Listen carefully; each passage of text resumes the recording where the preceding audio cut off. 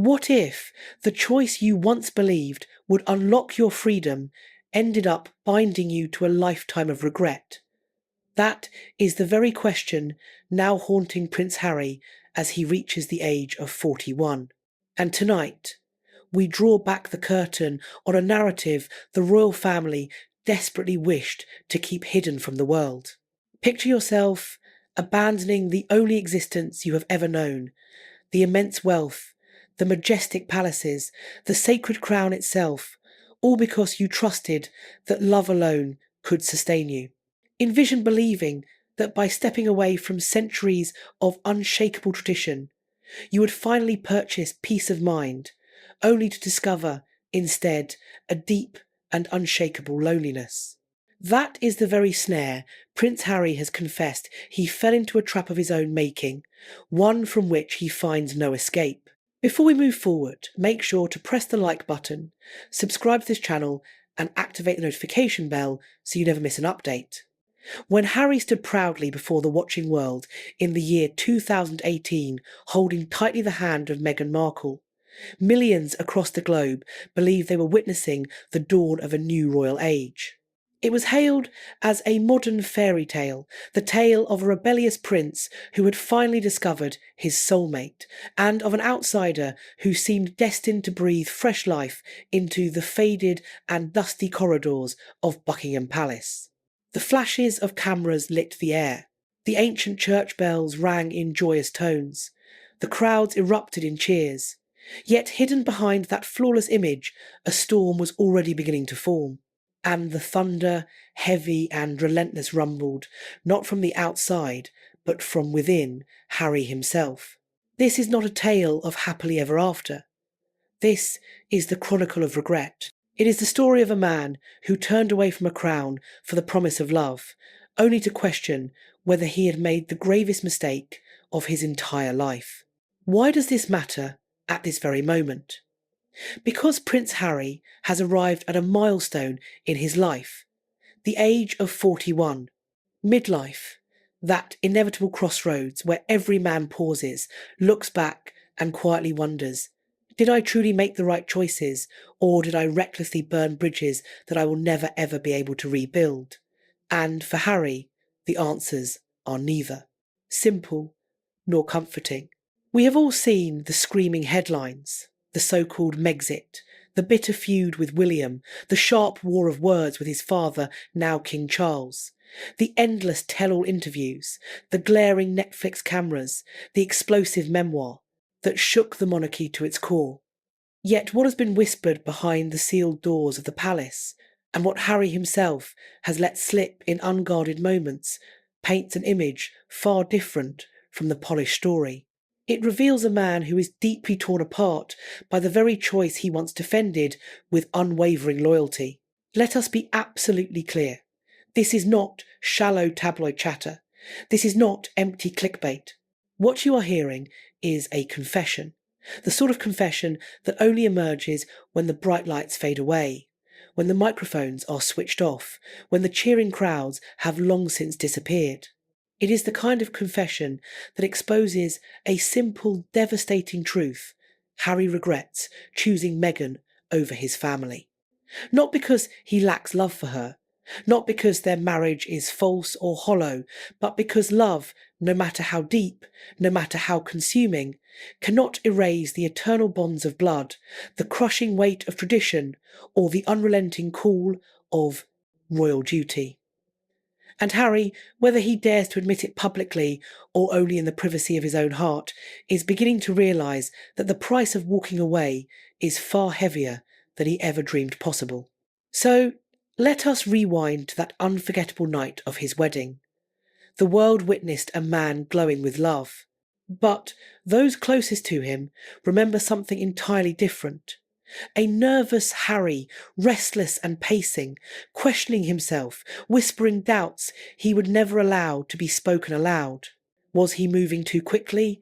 Was he truly prepared for the lifelong consequences? Could he honestly ask an American actress to endure the suffocating demands of royal life? Questions he drowned with champagne, questions he smothered with vows. Yet, Questions that returned again and again like ghosts refusing to be laid to rest. You see, love stories are rarely shattered by outside forces. More often, they are tested and strained from within. And Harry's love story was pushed to its breaking point by the collision of two entirely different worlds. Meghan's relentless hunger for independence and the monarchy's uncompromising demand for submission. He convinced himself he could stand in the middle. He believed he could balance the scales. He thought he could shield Meghan from the crushing weight of tradition without betraying his family. But in the end, he was wrong. By the year 2020, the fractures could no longer be hidden. The palace and the Sussexes stood locked in open conflict. Headlines screamed accusations of betrayal. The Queen herself was forced to summon crisis meetings. William, the brother Harry, had once called his unshakable rock transformed into his harshest critic. And in every moment of that storm, Harry made the same choice again and again. He chose Meghan. He chose her over his grandmother, over his father, over his brother, over the very crown that had defined his existence from birth. At the time, it felt righteous. It felt heroic. He was the husband protecting his wife, the man breaking free from chains that had bound him since childhood.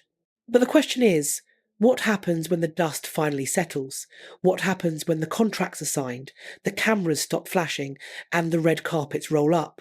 What happens when the noise dies down and you are left with nothing but silence? That silence is exactly where Harry found himself alone, conflicted, and full of regret, because freedom, he soon learned, carried a crushing cost. Exile was no paradise. The sprawling California mansions, the lucrative Netflix agreements, the dazzling red carpet appearances, they could not ease the aching separation. They could not fill the hollow void left by the absence of his family. Harry had not escaped a prison. He had merely traded one form of captivity for another, and here is where the darkness deepened. As Meghan flourished, launching ambitious projects, giving high-profile interviews, carving out her platform in the world, Harry began to feel a gnawing emotion he had never expected: resentment. Not directed at her, but aimed squarely at himself. For abandoning his roots, for relinquishing his role, for turning his back on a birthright he now secretly longed to reconnect with. Now ask yourself this.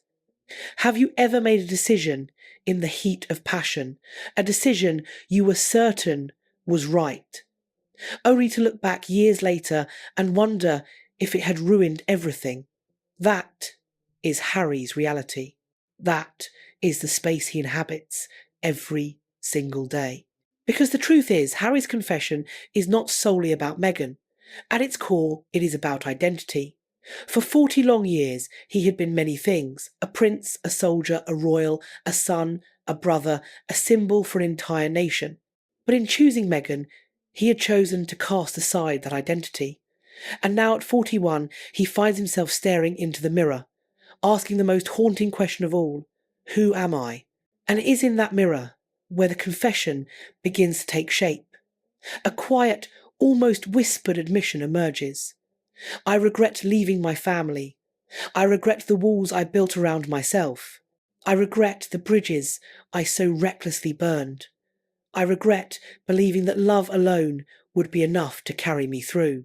But before you imagine this as the tale of a man simply crawling back to the life he abandoned, you must understand the depth of the trap he is caught in. Harry is ensnared between two powerful forces. On one side is his loyalty to Meghan, the woman he swore to protect and stand beside. On the other is his aching longing for the family he left behind. He stands suspended between love and duty, between independence and tradition, between the woman he chose and the bloodline that shaped him. And whichever path he chooses to take, someone will inevitably lose.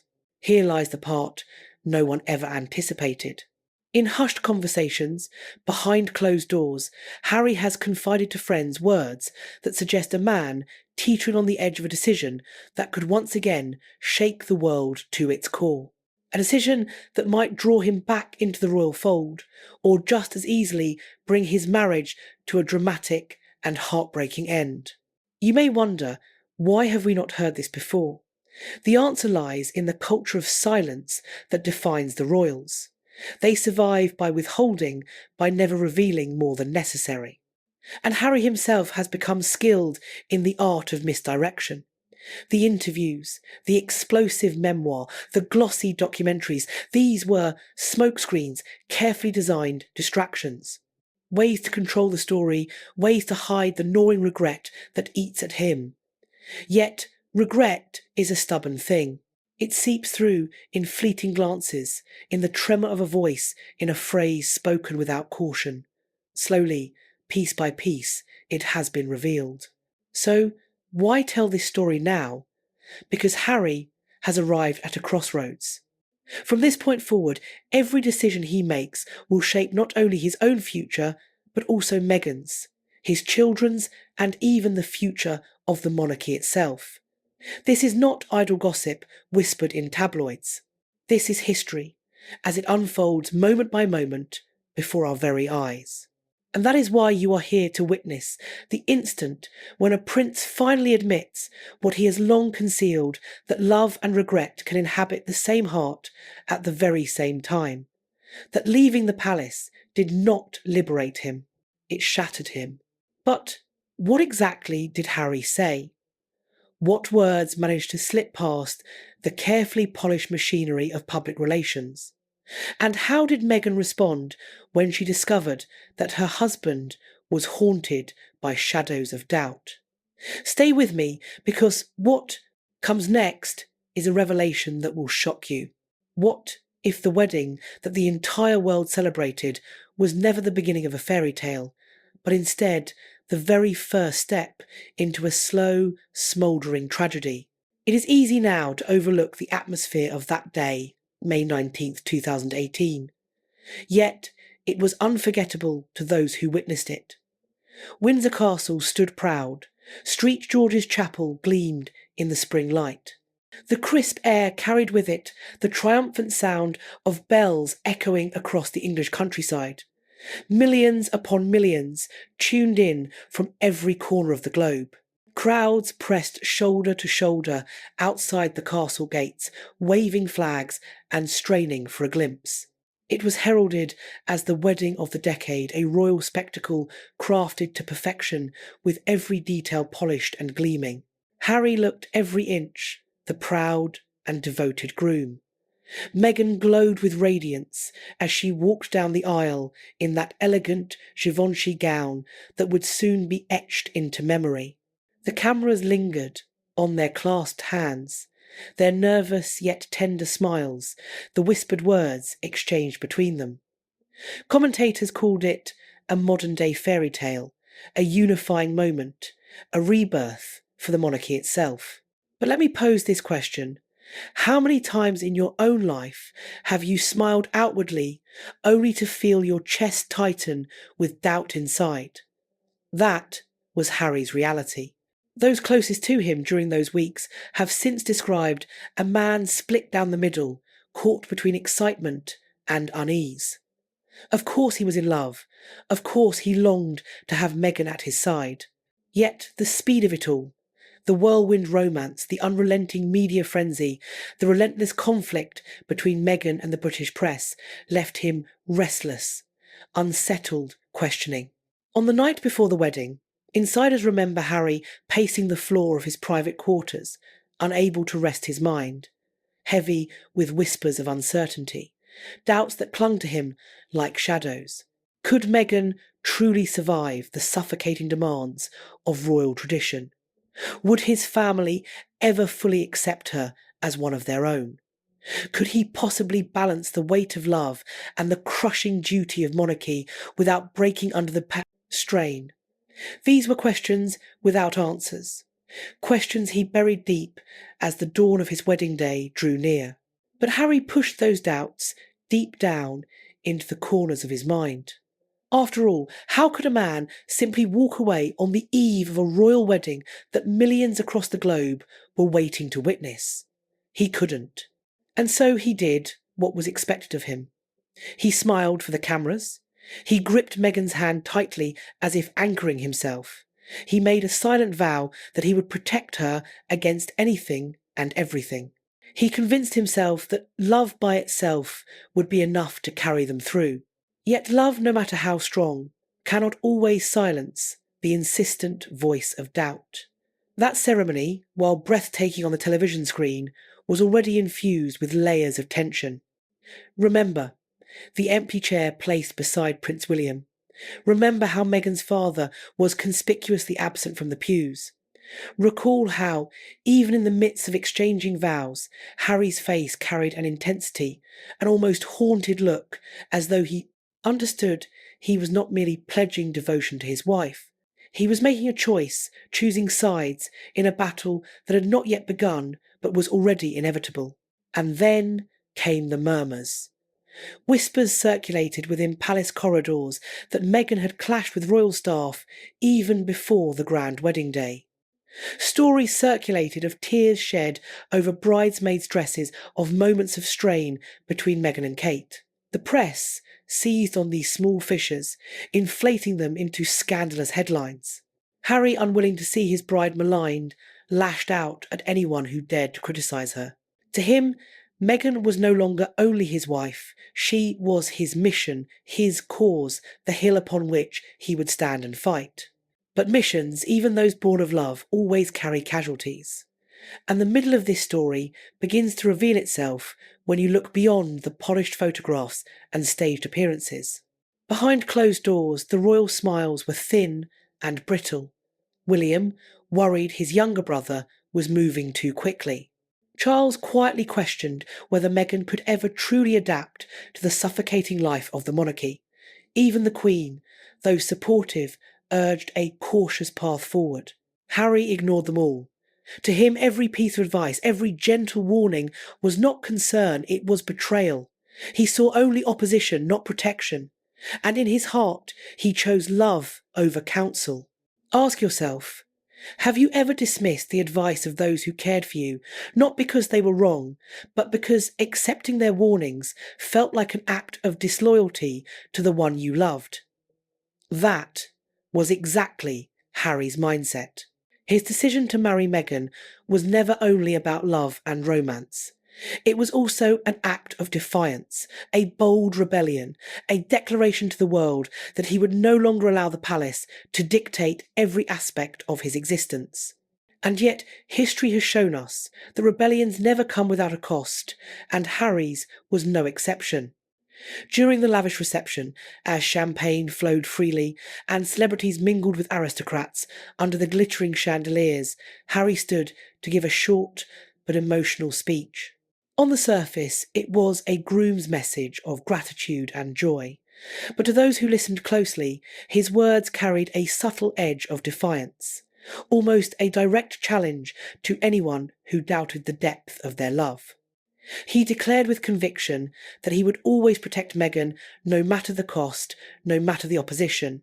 Those words may have sounded tender and romantic, but they also hinted at something far darker.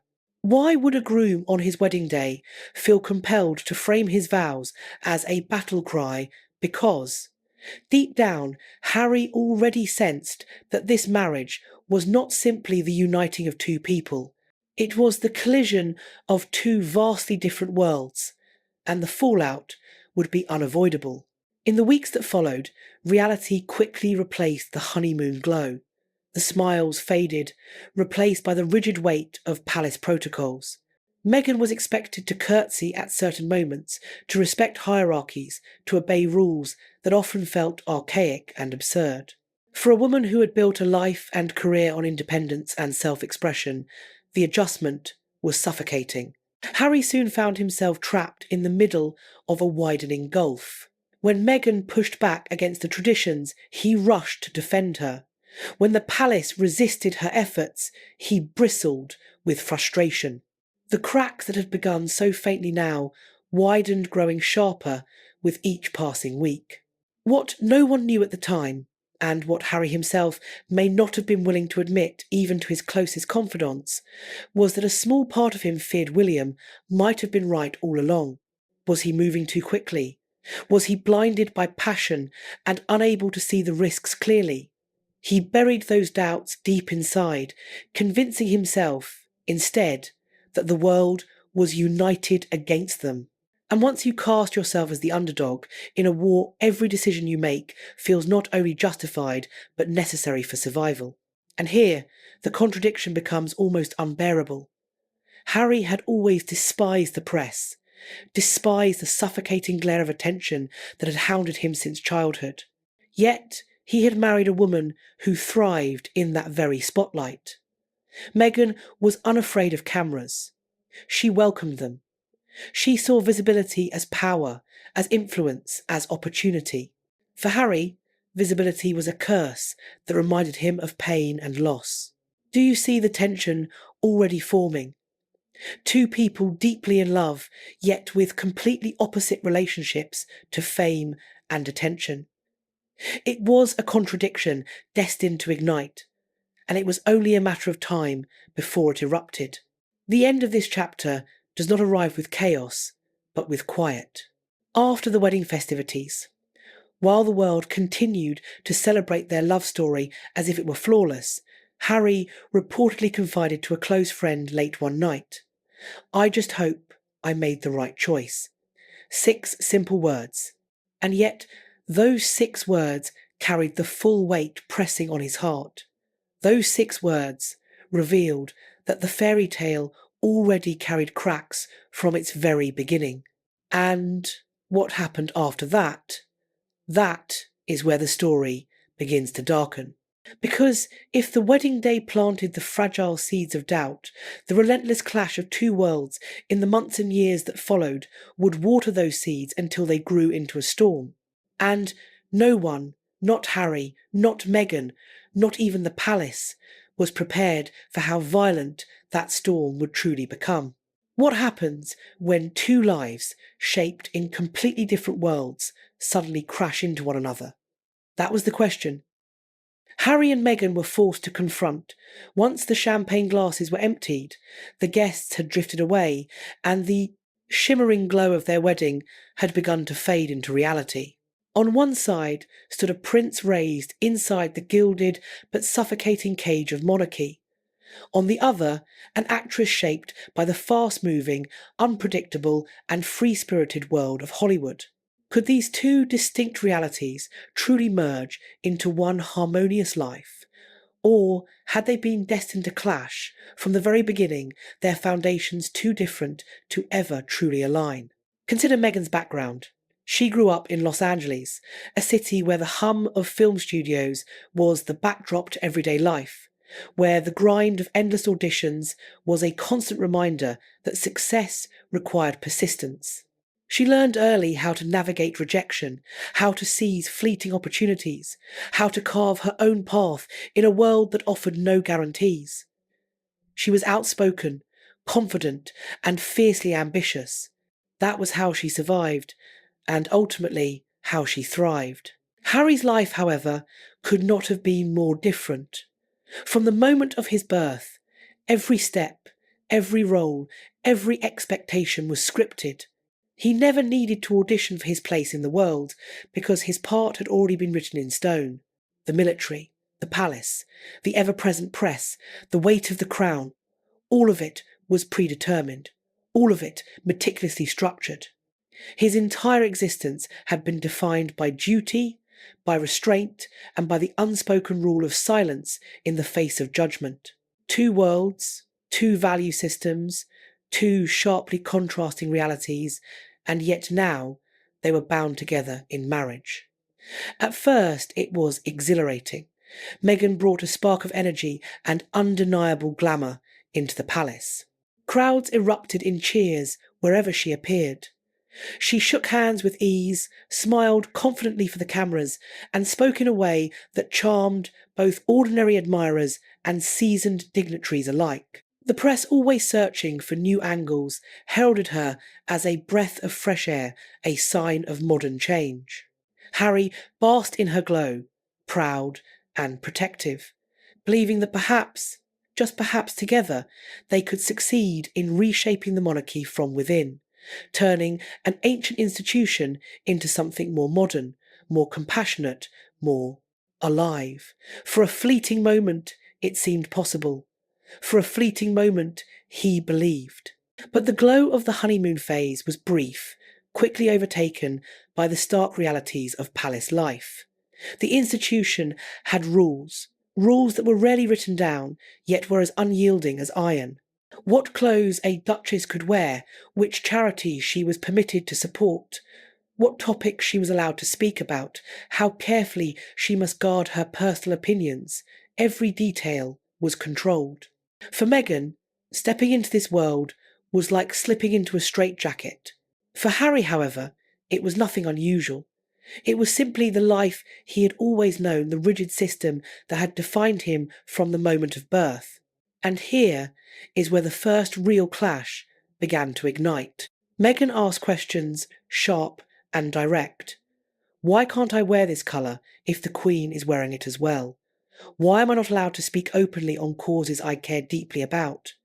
Why can't I post my own thoughts on social media the way anyone else can?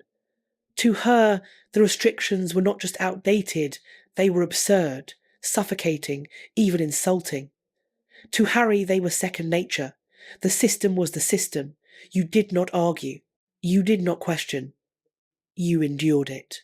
What Harry had not anticipated was just how strongly Meghan would resist. She was not content to simply accept the suffocating rules.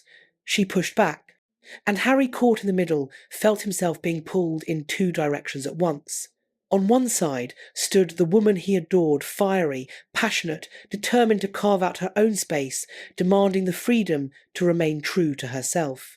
On the other side stood the royal family, unyielding, cold and immovable, demanding his unquestioning loyalty to tradition. Have you ever been caught between two people you love, knowing with painful certainty that whichever choice you make, you will disappoint someone? That was Harry's daily reality.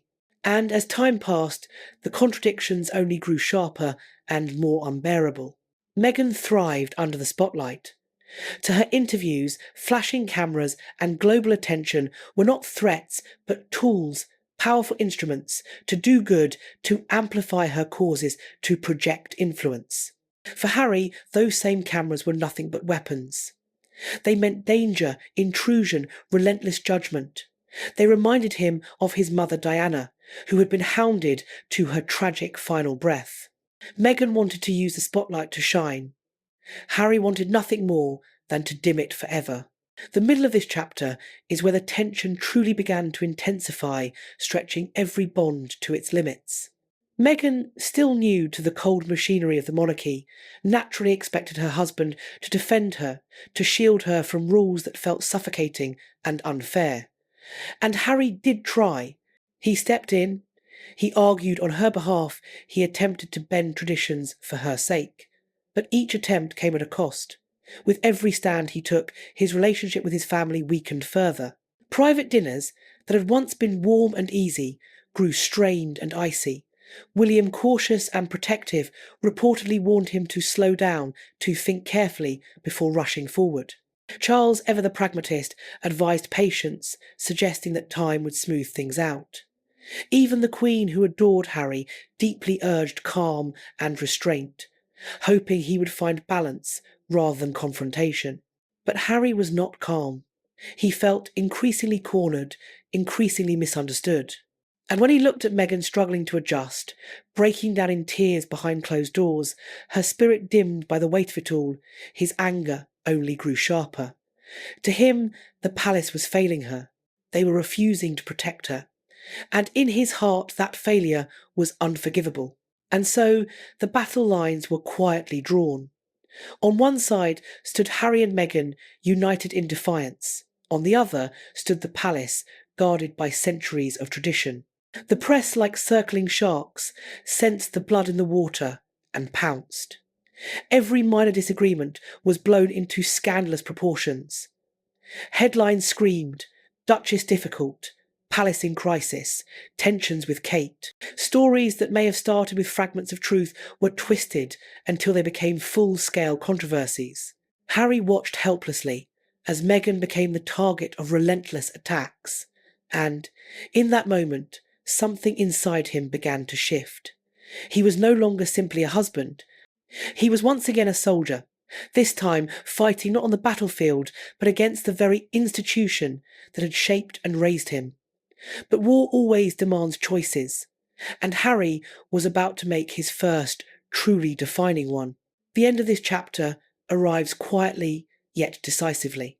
One evening, after enduring yet another tense and fruitless meeting with royal aides, Harry reportedly turned to Meghan and uttered words that would alter the course of their lives. They will never accept you. Not the way they should. So we will have to fight this alone. That sentence was more than a promise of comfort. It was a declaration of war, a turning point. The precise moment Harry planted his flag, not with his family, but with his wife. It was the moment love became defiance, and the die was cast. But what Harry did not yet understand was that this choice, this vow to stand apart with Meghan, was merely the beginning of something far larger. Because when family ties fracture, the wounds never remain contained. They spill outwards, infecting everything they touch, dragging everyone into the storm of conflict. And that is exactly what was about to unfold. Every family has its disagreements. Brothers argue, parents and children clash, harsh words are spoken and sometimes left unresolved. But what happens when those fractures extend beyond the private walls of a home and are magnified on a global scale? What happens when your family is not just a family, but an ancient institution watched by millions, protected fiercely by centuries of unshakable tradition? That was the reality Harry stepped into the moment he chose Meghan over the monarchy. From that point forward, the cracks within the House of Windsor began to widen, spreading quickly, unstoppable in their reach. Let us begin with the most well-known fracture of all the rift between William and Harry. These were the brothers who had once walked together behind their mother's coffin, side by side, their faces etched with the raw grief of children forced to endure unbearable loss. They were the boys who grew up in the heavy shadow of Diana's death, who leaned on one another when the world felt unbearably cold and merciless. William the heir, Harry the spare. Different destinies, but bound tightly by pain and shared experience. For years, people believed nothing could ever separate them. They were inseparable. But marriage alters balance, and Meghan's arrival shifted the dynamic in ways neither brother could have predicted. William, always the measured and cautious one, reportedly issued a warning to Harry in those early days. Take your time. Do not rush this. His words were not meant to insult nor to belittle. They were not cruel. They were the protective words of an elder brother who had watched his younger sibling act impulsively before and who feared this time the consequences would be permanent. But to Harry, William's caution felt like something else entirely, a betrayal. It struck him not as concern for the pace of his romance, but as a direct challenge to Meghan herself, as though his brother were questioning her worthiness. And Harry, fiercely protective of the woman he loved, bristled immediately. Think about that dynamic for a moment. Perhaps you have had someone in your life offer advice you did not want to hear. Perhaps they were right, or perhaps they were wrong. But in that instant, it felt like judgment, like doubt, cast upon your choices. That is exactly how Harry received William's words. The middle of this story is where tension hardened into something deeper, something harder to repair. Small disagreements between the brothers became stretches of silence. Family dinners, once easy and familiar, turned strained and awkward. Kate and Meghan struggled to find common ground, their differences magnified with every interaction. The tabloids, ever hungry, pounced on these moments, spinning sideways glances into full-blown feuds. And instead of uniting under the weight of public scrutiny, the brothers drifted further apart. William, carrying the crushing responsibility of his future kingship, leaned even more heavily into tradition, into the steadiness of the crown. Harry, now married to Meghan, leaned equally hard into defiance, determined to protect her and challenge the system he felt was suffocating her. The very bond that had once seemed unbreakable, forged in grief and brotherhood, began to tear in two. And then there was Charles. Harry's relationship with his father had always been complicated, marked by distance and quiet formality. Charles was dutiful, reserved, and often emotionally restrained. Harry still yearning for the warmth he had lost with his mother, Diana longed for comfort and reassurance. Instead, what he received was silence. At first, Charles seemed to embrace Meghan warmly.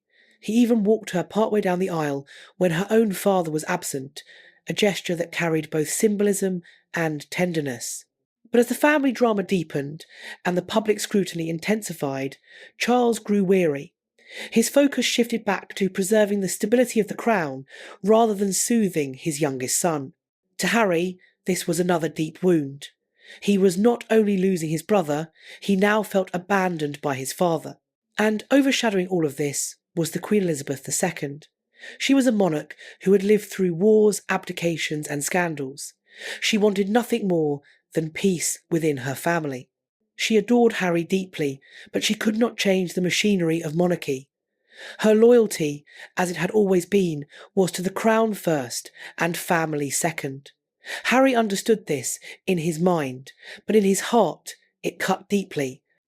Every attempt he made to shield Meghan seemed to push him further from the grandmother who had once been his closest ally. So the fractures widened, brother against brother, father and son, drifting apart, a grandson growing distant from his grandmother. And here is where the contradictions sting most sharply. Harry left the palace because he craved freedom. Yet the more he defended Meghan, the more imprisoned he felt by the relentless backlash. He longed for his family's support. Yet every choice he made seemed only to drive them further away. He dreamed of bridging two worlds, but in the process he tore apart the only one he had ever truly known. And then came the moment that sealed everything, the infamous Sandringham Summit.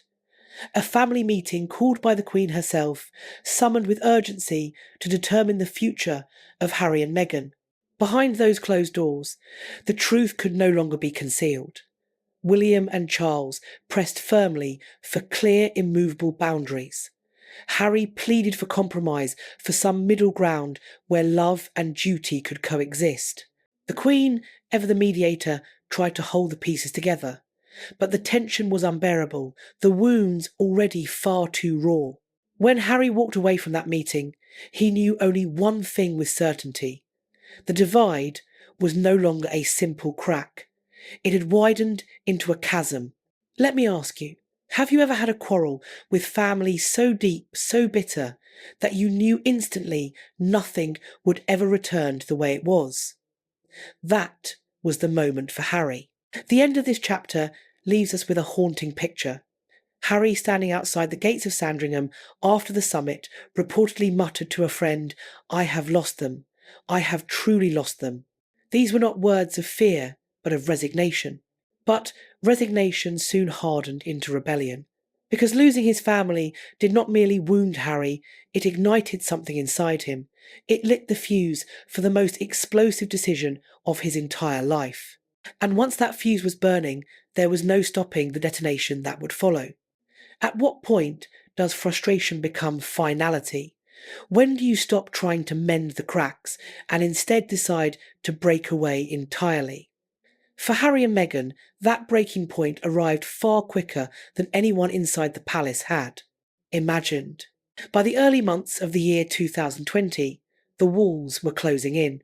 The tabloids were merciless, publishing story after story about Meghan's supposed diva behaviour, about the widening rift with Kate, about Harry's growing alienation from his brother.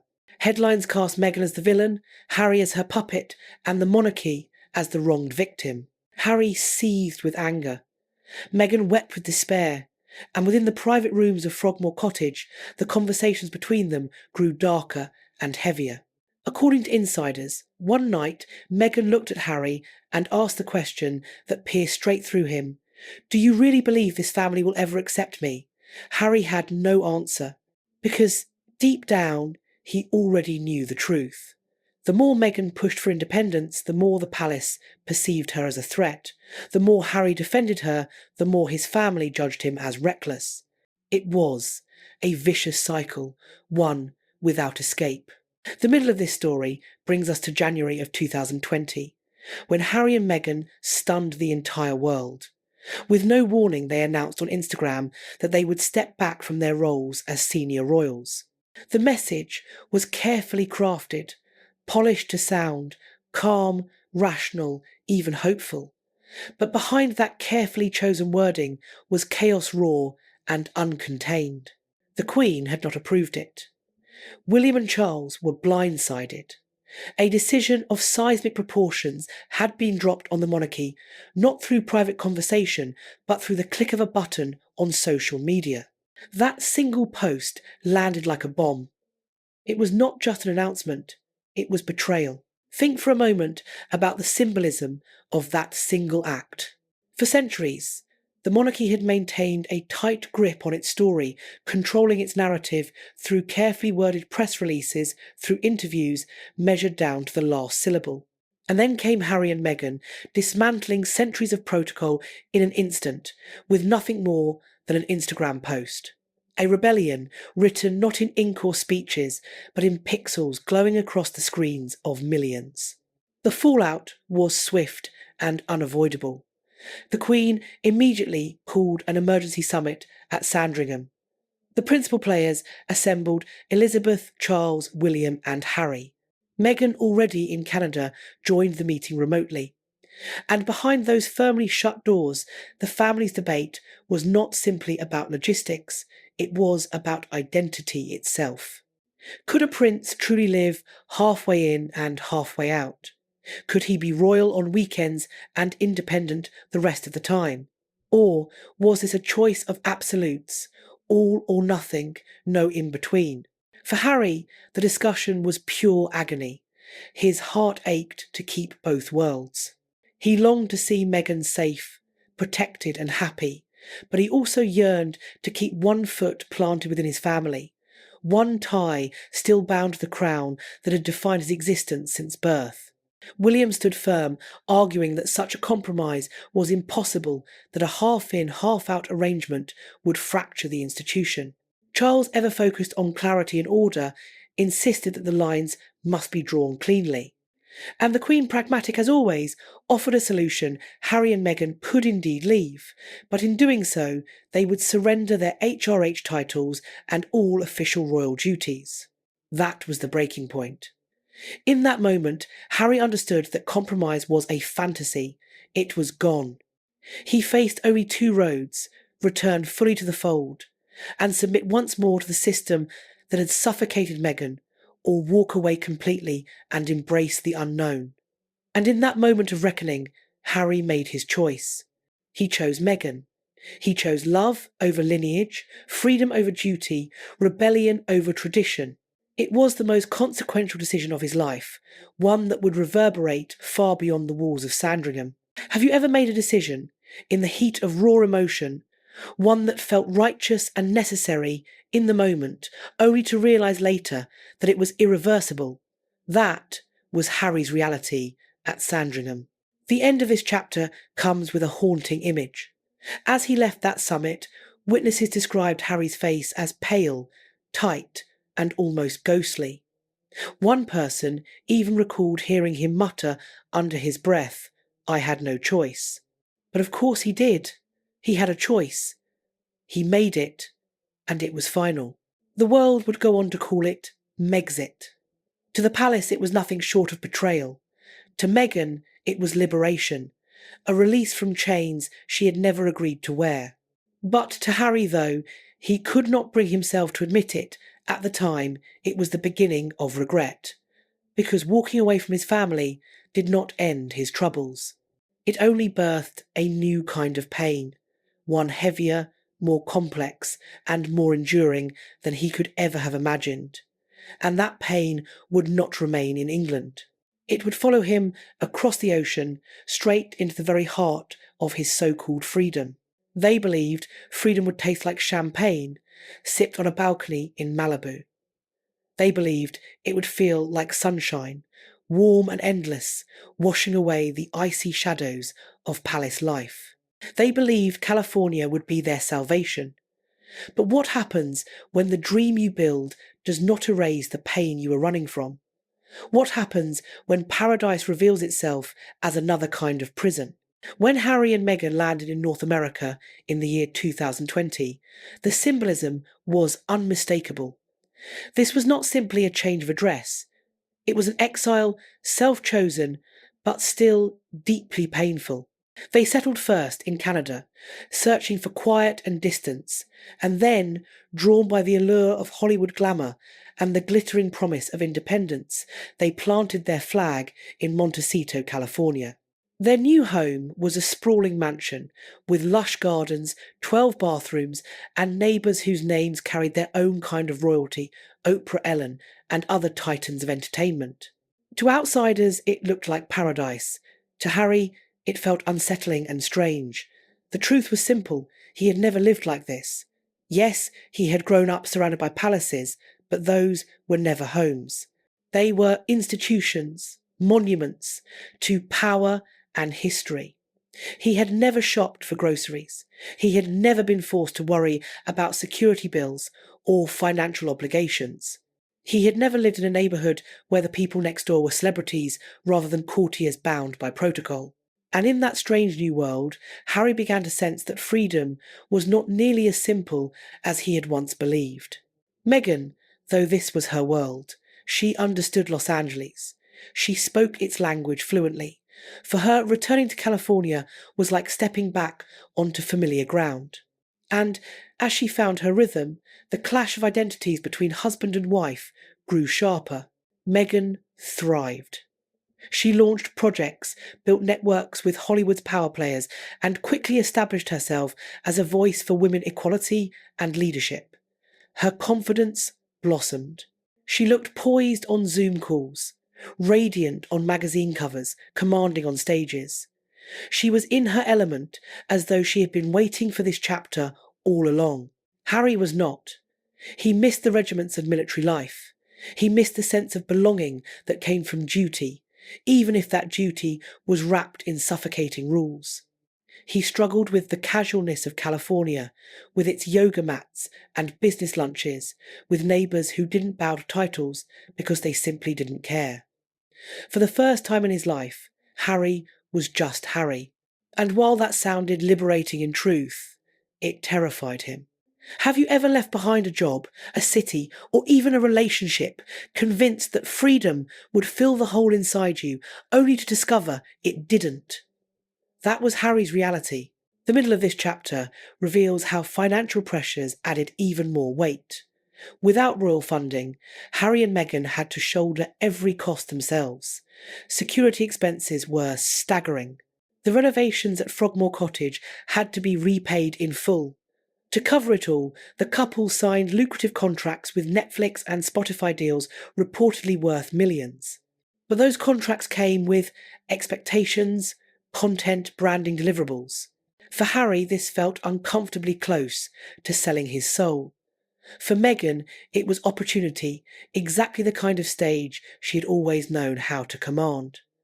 Another clash of worlds, another growing divide. And then came the children. Archie was growing fast. Lilibet was born. Parenthood brought Harry joy, but also exhaustion.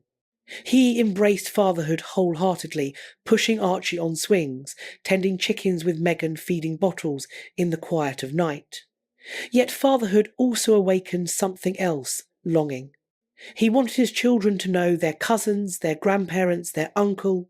He wanted the family bonds he himself had shattered. And every time he thought about what they were missing, the pang of regret grew sharper. But regret was not the only ghost haunting California.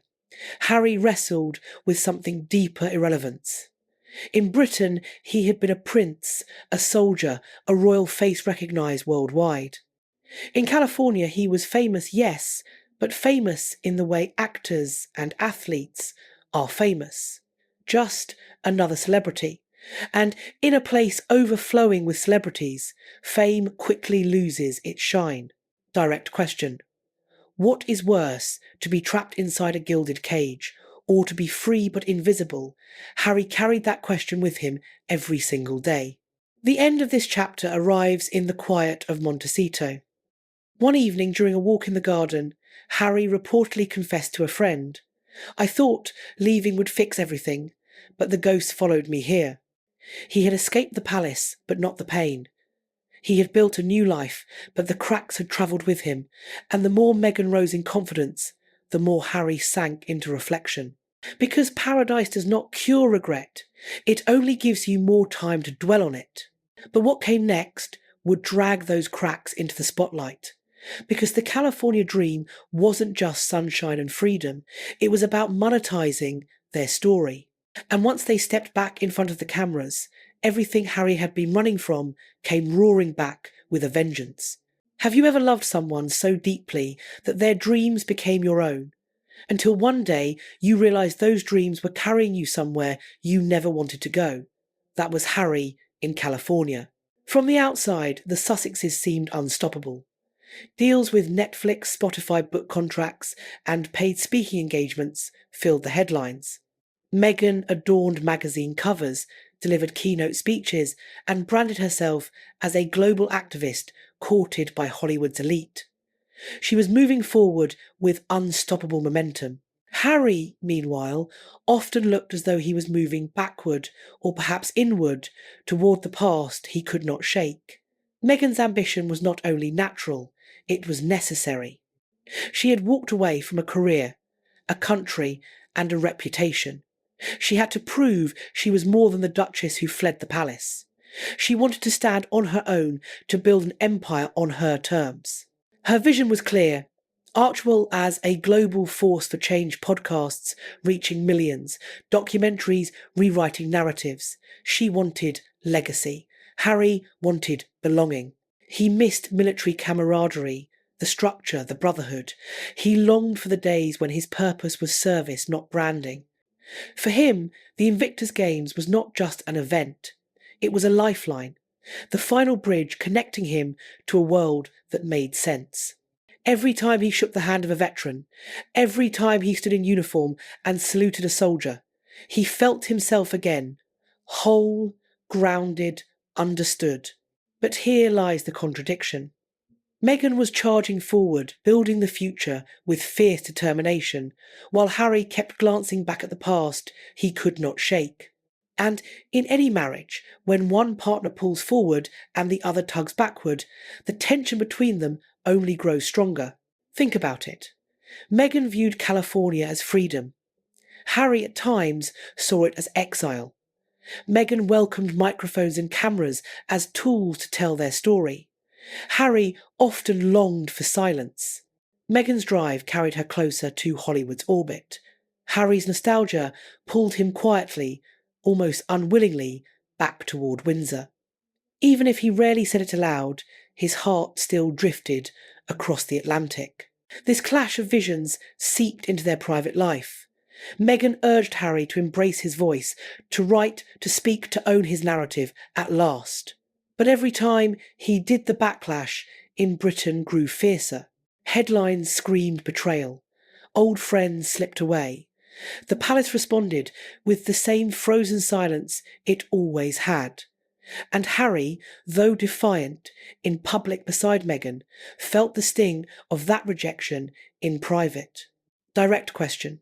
What happens when your partner's success becomes the very thing that fuels your regret? The middle of this chapter takes us to the year 2021, when everything shifted with a single interview. Oprah. Meghan, poised and articulate, spoke her truth with unflinching honesty. The racism she endured, the suffocating lack of support, the suicidal thoughts she once harboured. It was raw, shocking, impossible to ignore, and it dominated headlines across the world. Harry sat beside her, supportive nodding, speaking at times when necessary, but unmistakably secondary to her voice. For Meghan, the interview was catharsis. For Harry, it was something far heavier, a sword slicing through the last fragile threads, still connecting him to his family.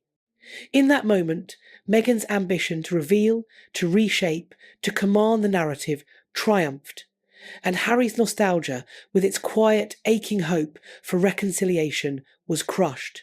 He chose her side, as he always had. But deep down, the weight of what he had lost pressed harder than ever before. And yet, it was never as simple as resentment. Harry admired Meghan's strength. He loved her unflinching courage. He wanted her to shine, to succeed, to claim her place in the world. But admiration can live alongside unease. Love can coexist with longing. And when one partner's ambition collides with the other's nostalgia, even the strongest bond begins to feel like two people pulling on different ropes. By the close of this chapter, the cracks were impossible to ignore. Meghan was climbing, driven, determined, unstoppable. Harry was reminiscing, haunted, hesitant, looking back. She was reaching forward. He was reaching back. The cliffhanger moment arrived late one night, Harry staring at the Union Jack folded neatly in a box from his military days. Meghan notices and asks softly, "What are you thinking about?" His answer is quiet, almost broken home. But home was no longer simple, because the more Meghan built their future, the more Harry questioned whether leaving his past behind had been his greatest mistake. How quickly does admiration curdle into resentment? How fast does a love story celebrated around the world become a lightning rod for criticism? For Harry and Meghan, that shift was swift and brutal. The Oprah interview in March of 2021 was meant to liberate them. Meghan laid herself bare. Harry stood firmly beside her.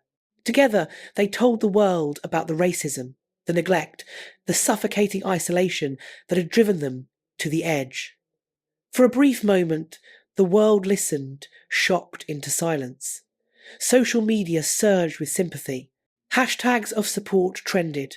Headlines declared it a bombshell revelation. For Harry and Meghan, it felt like vindication. But sympathy is fickle, and the tide turned with ruthless speed. In Britain, polls revealed their popularity collapsing. Royal loyalists branded them traitors. How could Harry tarnish his family on global television, while his grandfather, Prince Philip, lay gravely ill in hospital, critics demanded?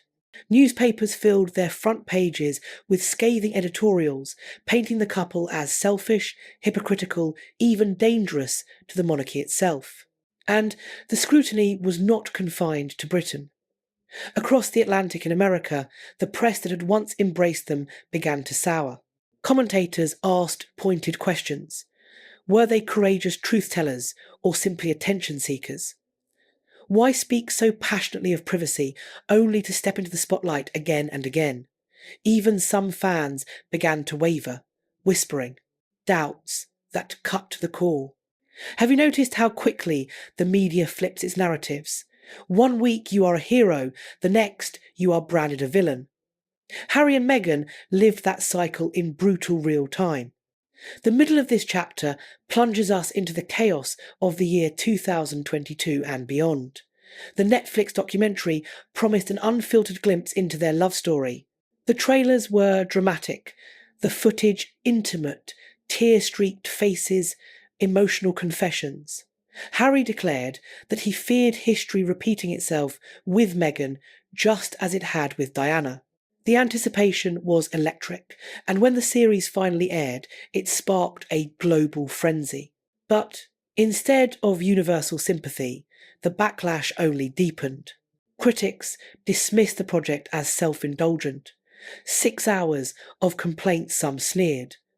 Others pounced on inconsistencies between their new claims and earlier interviews. Social media mocked them relentlessly. Memes flooded Twitter. Late-night hosts turned their struggles into punchlines, and with every joke, Harry's dignity eroded further. Then came Harry's memoir, Spare. Even the title revealed his lifelong wound, forever the second son, the backup, the expendable. The book sold millions of copies, but with success came humiliation. Details about his frostbitten anatomy, his physical fights with William, his admissions of drug use, these became tabloid gold. The press devoured the stories, reducing Harry's attempt to reclaim his truth into little more than mockery. Instead of shaping the narrative, he became its target. Direct question. What is worse, enduring silence that suffocates you, or speaking out only to be ridiculed? Harry and Meghan endured both. Meanwhile, the palace held firm to its timeless code: never complain, never explain. They offered no rebuttals, no clarifications, no commentary. The contrast was striking. On one side, a monarchy that stood silent, immovable. On the other, an exiled prince bearing his every wound in public. And in that stark contrast, many quietly sided with the power of silence. But the backlash was not only about public perception, it was personal. Friends in Britain began to distance themselves. Old allies went quiet. Invitations stopped arriving. Harry felt increasingly isolated, as though he had burned so many bridges that no path home remained. And yet, despite the severed ties, despite the sting of rejection, he still longed for reconciliation. That contradiction between defiance and desire, between pride and longing, tore at him every single day. Meanwhile, Meghan pressed forward with determination. She launched her podcast, appeared at international conferences, and leaned heavily into her message of empowerment. The criticism stung, yes, but she refused to slow down. Harry, however, carried himself differently. In interviews, his tone shifted, often defensive, at times openly bitter. The easy laughter that once defined him was rare. His body language revealed a man pulled tight between defiance and despair, trying to stand tall but slowly crumbling inside. By the close of this chapter, the storm is howling at full strength. Every new project brings both revenue and ridicule. Every revelation sparks both sympathy and scorn. They are caught in the very cycle they believed they had escaped imprisoned by the attention they once tried to flee. And then the cliffhanger image, Harry, late at night, scrolling through headlines, pausing at a poll, declaring him the least popular royal in Britain. He turns to Meghan and whispers, almost as though speaking only to himself, was this worth it? Because the storms of media frenzy were not just damaging his public reputation, they were eating away at his faith in the choice he had made. Freedom. That was the word Harry and Meghan repeated when they stepped away from the monarchy. They insisted they were not abandoning duty. They were reclaiming independence. No taxpayer funds. No palace restrictions. No invisible strings holding them in place. But was it truly freedom, or had they simply traded one gilded cage for another? Here is the hard reality. The monarchy had always guaranteed Harry a form of security, financial, logistical, even emotional. Housing protection staff, travel all of it, arranged, all of it funded. It was not wealth in the sense of unchecked luxury, but it was stability, the kind of structure few ever question until it is gone. In California, that safety net disappeared overnight. Suddenly, Harry and Meghan were responsible for everything, and the costs were staggering. Security alone reportedly ran into the millions each year. Add to that the Montecito estate, with its $14 million price tag, the staff, the childcare, the constant travel, the legal teams, the public relations advisors. Their lifestyle demanded a constant and immense flow of income. And without the Crown's purse behind them, there was only one way to sustain it, by monetizing their story, their brand, their very identities. Here is where the sharpest contradiction emerged. Harry and Meghan declared they wanted privacy.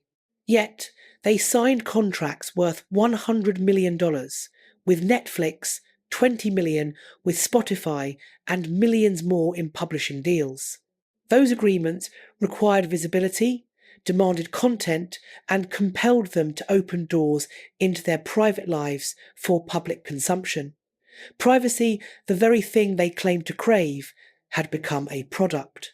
Their pain, their past, their struggles, these became their paycheck. Direct question.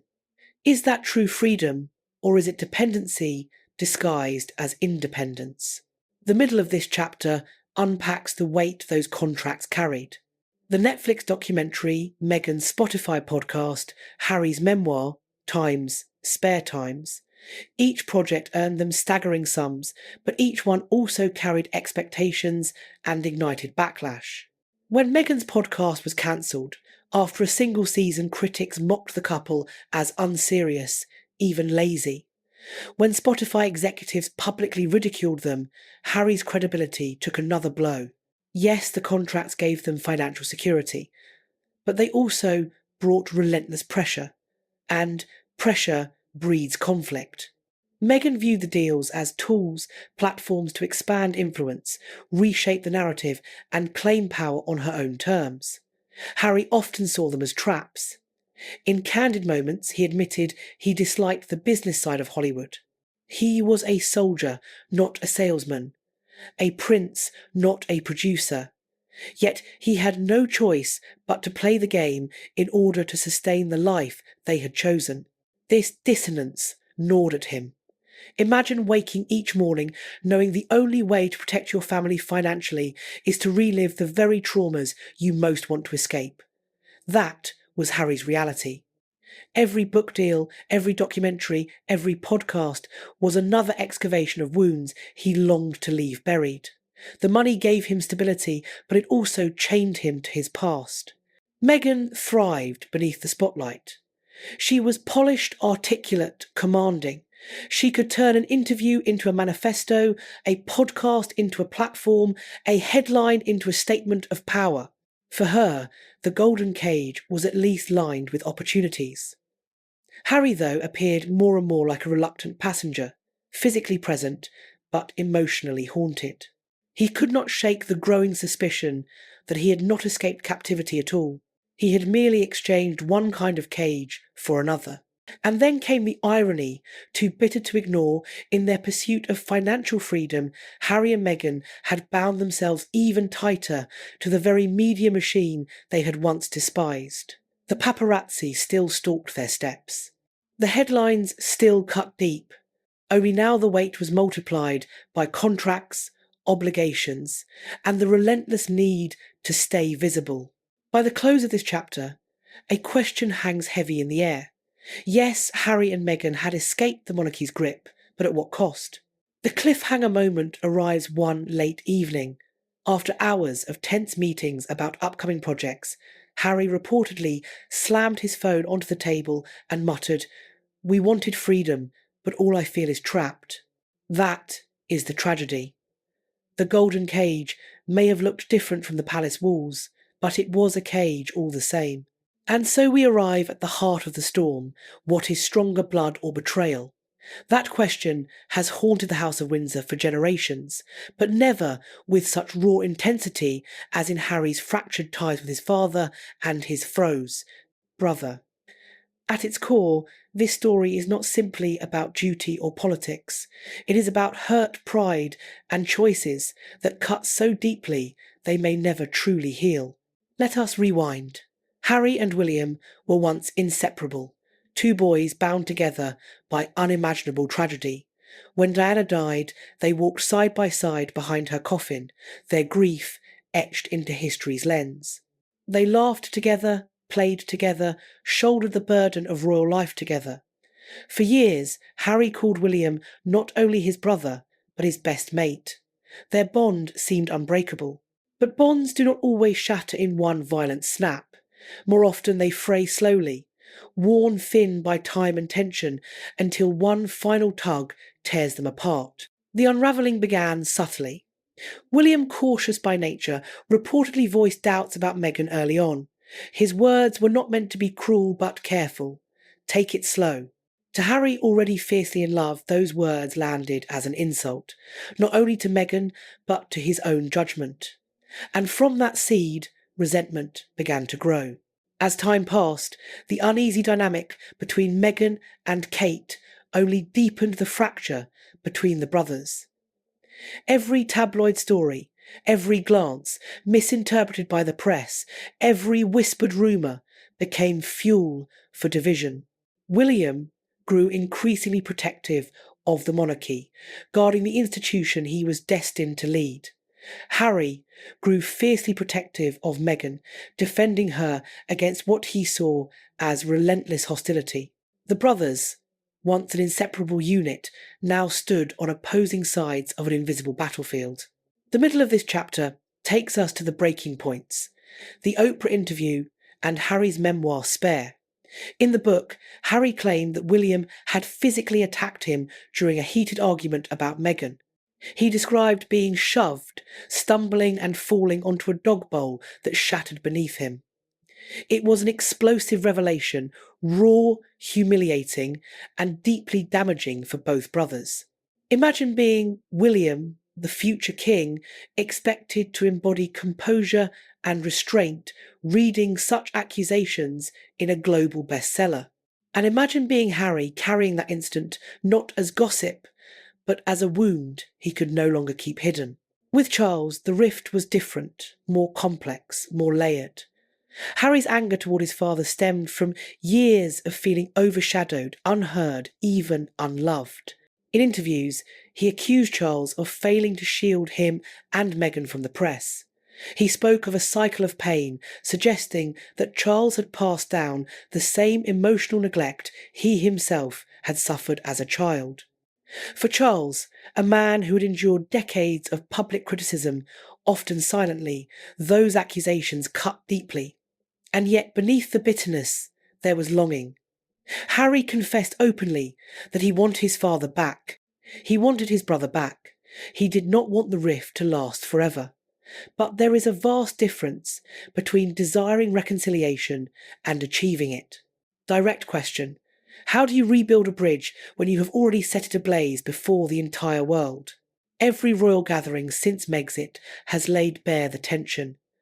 At Prince Philip's funeral, Harry walked apart from William, the physical space between them a mirror of the emotional chasm. At the Queen's funeral, the brothers stood side by side, but their eyes hardly met. And when Harry attended Charles's coronation, he departed within hours, flying back to California without joining a single celebration. The symbolism was unmistakable. The fractures remained visible to the world. Each public appearance became less a display of unity and more a reminder of fracture, and the press devoured it. Headlines dissected every cold glance, every absent handshake, every moment when words were not exchanged. The world watched, magnifying the silence, and with every headline the wounds deepened further. For a family already suffocated by scrutiny, their estrangement had become global theatre. By the close of this chapter, the reality is painfully clear. Harry is adrift, torn between his loyalty to Meghan and the aching pull of the family he left behind. William has hardened his focus, fixed on protecting the crown. Charles, now king, is forced to walk an impossible line, balancing the demands of monarchy with the role of father. The cliffhanger arrives softly, but cuts the deepest. One quiet evening in Montecito, Harry studies a photograph of himself and William as boys' arms slung around each other, faces lit with carefree grins. He whispers, "How did we end up here?" And hanging in the silence is the unspoken question. Is it too late to repair what's been broken, or has the damage become permanent? If Harry's bond with the royal family fractured under pressure, Meghan's never had the chance to truly solidify. From the beginning, her ties with Times, the firm Times, were complicated, fragile, and often painfully strained.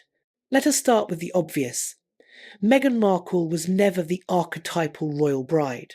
She was not British, not aristocratic, not polished by elite boarding schools or country estates. She was biracial, American, divorced, and an actress. To many within the palace, those facts alone marked her as an outsider. And while the institution worked hard at first to present a united front, recall the warm words of welcome when the engagement was announced behind the curtain, the atmosphere was far less generous. The tension began with subtleties, with slights that might have seemed minor on their own, but accumulated into something heavier. Meghan was quietly denied access to certain jewels once reserved for Diana. Her requests for small adjustments to protocol were dismissed as unreasonable or demanding. And then came the infamous claim that Meghan had made Kate cry before the wedding, an allegation Meghan later countered, insisting the truth was the opposite. These were not just whispers of gossip, they were signals.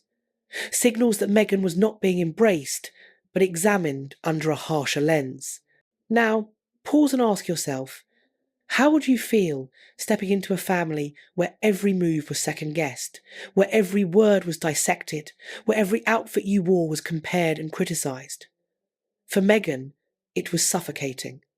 The middle of this chapter plunges us into the clash of cultures at its core.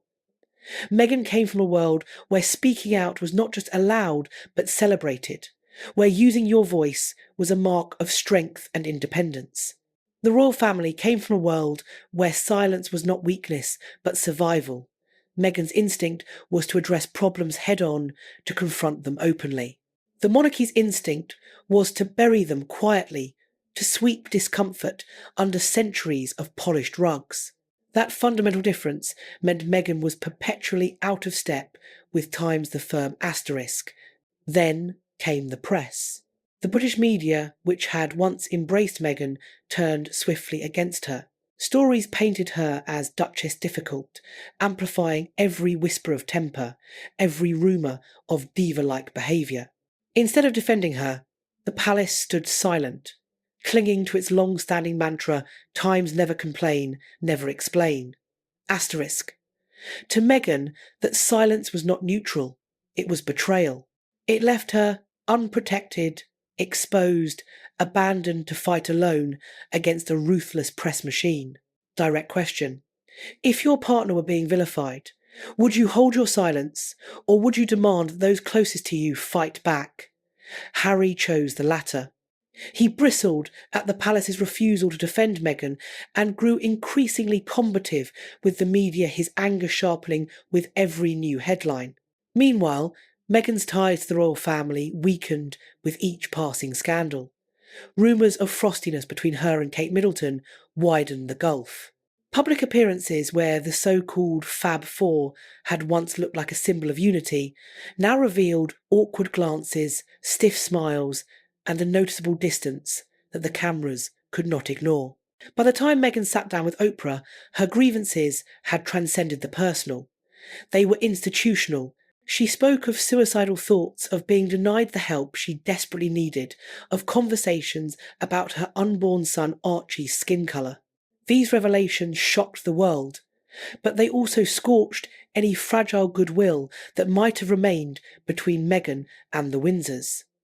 Trust had evaporated, bridges were reduced to ash. And here is the cruel irony. Meghan entered the royal family with hopes of belonging, of home, of building a new chapter grounded in tradition and love. Instead, she discovered isolation more profound than she had ever known. In California, she built a circle of allies and friends, but her ties to Windsor were for all practical purposes severed. By the close of this chapter, Meghan's image stood in stark opposition to how it began.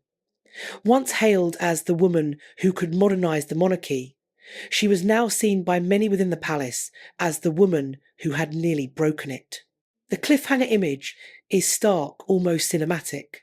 Meghan sits in the quiet of their Montecito home, scrolling through photos of her wedding day, the glittering tiara, the horse-drawn carriage, the endless crowds waving as though welcoming her into a fairy tale. She pauses, exhales deeply, and says to Harry, "It feels like another lifetime." And for Meghan, it might as well be, because those ties to the royal family were no longer merely strained. They were unravelling thread by thread with no sign of repair.